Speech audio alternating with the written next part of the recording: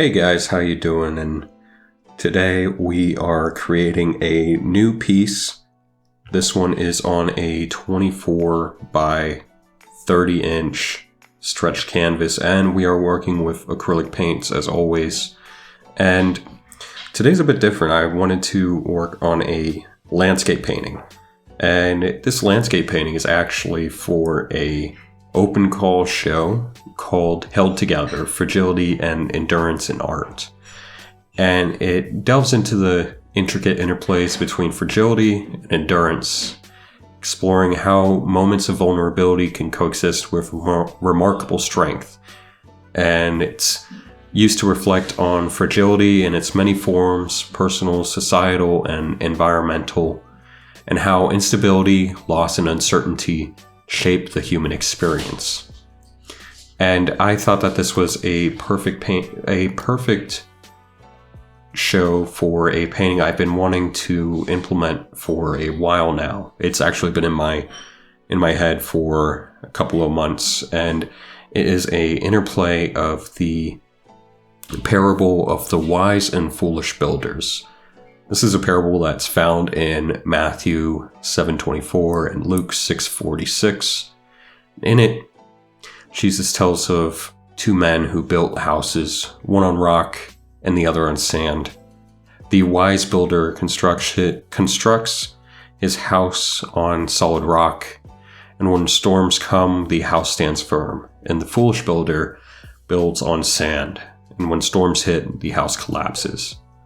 And what I like about this parable is that it emphasizes the importance of having a strong foundation in life, particularly in faith and obedience to God. The rock represents a life built on the teachings of Jesus, solid, unshakable, and able to withstand hardships. The sand symbolizes a life based on fleeting or unstable values, easily destroyed when difficulty arises. Jesus teaches that those who hear his word and act on them are like the wise builder, while those who ignore them are like the foolish one. It's a call to live in faith, integrity, and obedience, ensuring that when life's storms come, we remain steadfast.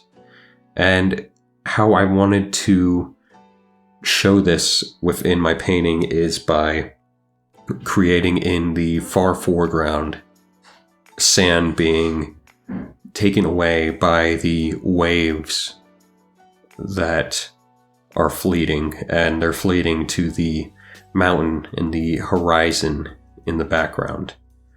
And the colors I used for this were chroma oxide green, yellow ochre, cadmium red, cyan, and burnt umber. And I wanted to use these colors to promote a certain depth within the sand. And I used different varieties of cerulean, phthalo blue, and other colors of that magnitude. A primary blue as the bright points of the waves. And this painting actually took a couple of different tries.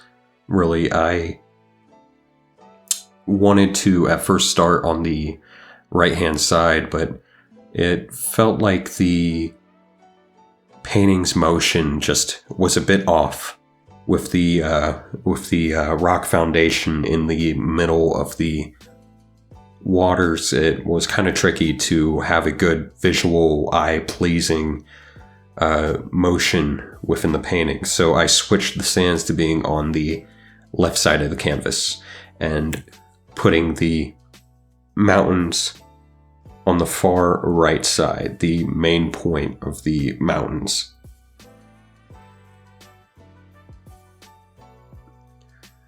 And using my liner brush, I got all of my primary colors out first, and then I started to do my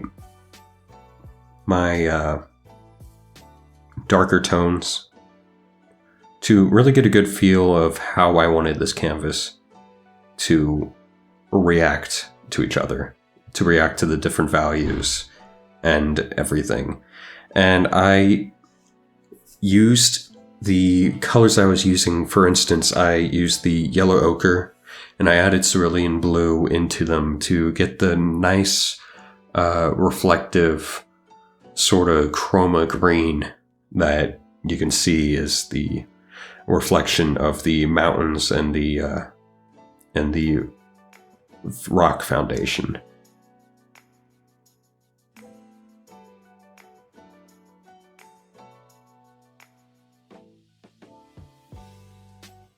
And what I like about this parable is I feel that it's very relative to the way that we live our lives.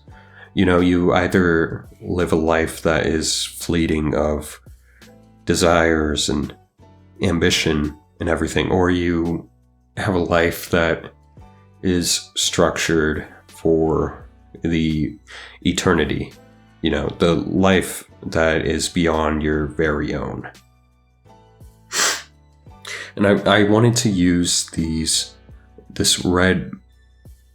cadmium red as a ideal color for the storms that are brewing. And this painting is supposed to take a clip of the moment before a storm. The waters are just starting to ruffle up and start to rise and take away from the sands all their colors and all of the form, the fleeting forms.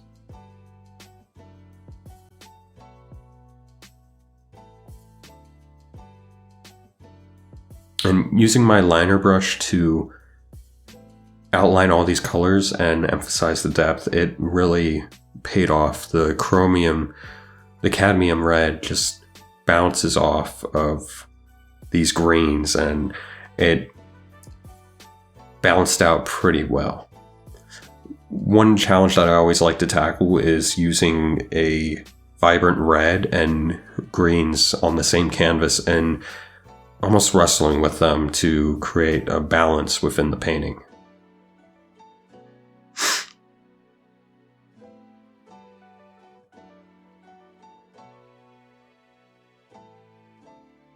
And then using the cyan, it felt like a good counterweight to the darkness of the cerulean. A cerulean blue is a very like mid-tone blue that I love using in all of my paintings. And the cyan was almost like a bright point, almost like a mid-tone or like a reflection of the lighter ochre that I'm using for the bright points of the mountains.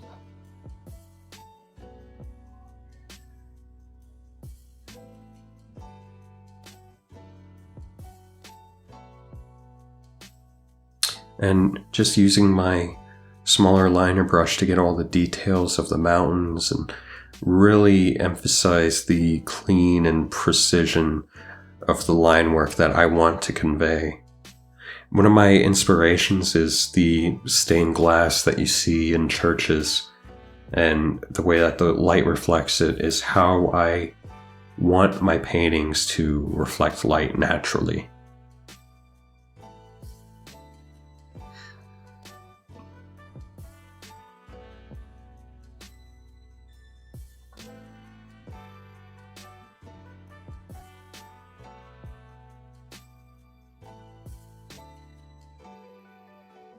Now I'm adding the primary blues to this painting for the waters, just to create more of that motion that I want in the waters, to make it as though the waves are starting to intensify, you know, almost like the calmness before a storm is just starting to break, and Hell's Gates are opening up.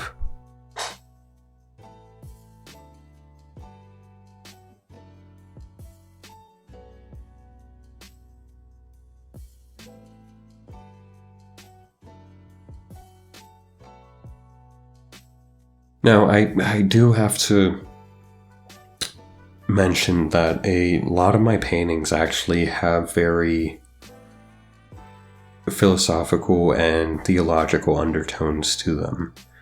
And a lot of times I like to make it so that it's not too obviously in your face, because I feel as though if you're pushing so much of a narrative that you almost like lose the beauty of it. And I feel like nature is just one of those ways that we can convey that beauty. And I hope you guys enjoyed the video. If you did, please click that like button, subscribe, hit the notification bell, and you can check out all of my work on my website, torchesart.com. Thank you, and have a good day.